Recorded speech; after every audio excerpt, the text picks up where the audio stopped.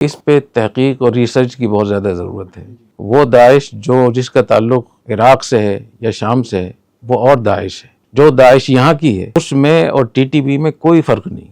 اصل مسئلہ تو مائنڈ سیٹ اور نظریات کا ہے. تو پاکستان میں جتنی بھی جہادی تنظیموں کے لوگوں نے جو ٹریننگ حاصل کی اس میں افغانستان کے لوگ بھی تھے, مختلف ممالک کے لوگ تھے. ان کو پہلے اجمالی طور پر یہ بتایا گیا جہاد, اس میں کوئی اس کی شرائط, اس کے فرائض, واجبات, مکروہات, مستحبات, اس کے حدود اربع کہ کیا ہوتی وہ نہیں بتایا گیا. اس کے بعد پھر یہ مختلف گروپوں میں افغانستان میں لڑتے رہے. پھر افغانستان کا سقوط ہوا, 11 ستمبر کا واقعہ ہوا. تو اس کے بعد یہی لوگ جو 2 ملین کے قریب لوگ تھے جنہوں نے مختلف جماعتوں کے ٹریننگ سینٹر میں ٹریننگ کی ہے, یہ جب بکھرے ہیں تو ان کے نام مختلف ہو گئے لیکن نظریات ان کے بہت ملتے جلتے ہیں. مثلا ٹی ٹی پی ہے تو ٹی ٹی پی اور داعش میں ایک مسئلے کا فرق ہے. داعش کہتے ہیں کہ ہمارا امیر بغدادی ہے اور شیخ ابوۃ اللہ باغی ہے, کیونکہ وہ کہتے ہیں جو پہلا خلیفہ ہے تو اسی کی بعد باقی تکفیر میں اس میں کوئی فرق نہیں. اور جو ٹی ٹی پی کے لوگ ہیں یہ کہتے ہیں کہ نہیں, شیخ ابوۃ اللہ ہمارا امیر ہے, بغدادی ہمارا امیر نہیں. اور اس پر ان کی باقاعدہ 6 گھنٹے کا مناظرہ ہوا ہے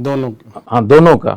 اور وہاں اس مناظرے میں قاری شعیب صاحب ان کے حکم تھے. یہ کنڑ میں مقابلہ ہوا اور اس پر ہوا کہ داعش کے جو لوگ تھے انہوں نے یہ کہا کہ ملا عمر کی زندگی کا پہلے ثبوت دے دیں تو پھر ہم ان کو امیر مان لیں گے. اگر ملا عمر کی زندگی کے ثبوت نہیں ہے تو پھر خلیفہ ابو بکر بغدادی ہے اور اس پہ ہاتھ پہ بیعت کرنا واجب ہے. تو اس پر ان کی یہ وہ زمانہ تھا جب کہ ملا صاحب کے انتقال کی خبر ابھی آئی نہیں تھی. اس زمانے میں یہ مسئلہ ہوا اس میں. تو ان میں صرف ایک چیز کا فرق ہے, وہ یہ کہتے ہیں کہ ملا عمر اور ملا عمر کے بعد پھر ملا اختر منصور اور ان کے بعد پھر شیخ ابوۃ اللہ, تو یہ ان کو امیر مانتے ہیں اور داعش والے بغدادی کو امیر مانتے ہیں. باقی ان کے نظریات ایک جیسے ہیں. دوسری بات ہے کہ آپس میں دوست بھی ہیں, یہ آپ لوگوں کو پتہ ہونا چاہیے. یہ جتنے اس وقت میں جو داعش کے امیر ہیں وہ داؤد صاحب نام ہے ان کا, وہ تو کراچی میں رہے ہیں یہاں اور یہاں پولیس میں بھی رہے ہیں. وہ محسود قبیلے سے, وہ وزیرستان کے ہیں. تو یہ جتنے بھی داعش اور تحریک المجاہدین اور آئی ٹی ایم اتحاد المجاہدین پاکستان اور ٹی ٹی پی اور داعش کے لوگ یہ آپس میں ملتے ہیں اور بہت سی جگہوں میں یہ اکٹھے ہو جاتے ہیں کہ ان کے نظریات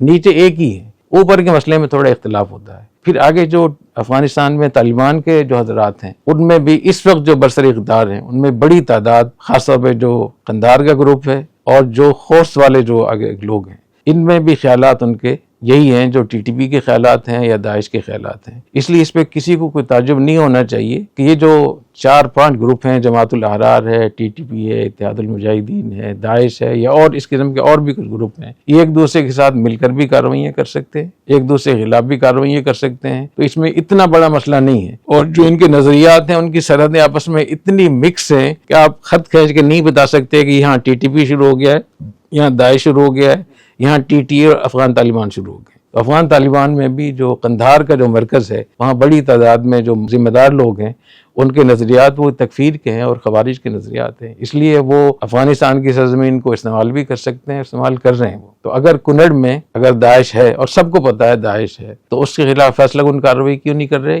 صحیح, افغان طالبان. جی افغان طالبان. دوسری بات ہے کہ انہی میں سے ایسے لوگ بھی ہیں, اس میں ٹی ٹی پی کے لوگ بھی ہیں, داعش کے لوگ بھی ہیں اور بھی جو بین الاقوامی اسٹیبلشمنٹ کے لیے استعمال ہوتے ہیں. اس کے بہت سارے شواہد موجود ہیں. تو وہاں جو افغان طالبان ہیں وہ بین الاقوامی اسٹیبلشمنٹ کا بھی خیال رکھتے ہیں. ان کو پتہ ہے کہ ان کو چائنا کے خلاف بھی استعمال کرنا ہوگا, ازبکستان کے اوپر بھی ایک تلوار ان کو کھڑی کرنی ہوگی, پاکستان کے اوپر بھی. تو وہاں اس قسم کا نظام رائج ہے افغانستان میں جو بڑی تباہی کا پیش خیمہ ہے اور اس میں کوئی بھی بڑا حادثہ پاکستان میں دنیا کی کسی بھی جگہ میں ہو سکتا ہے.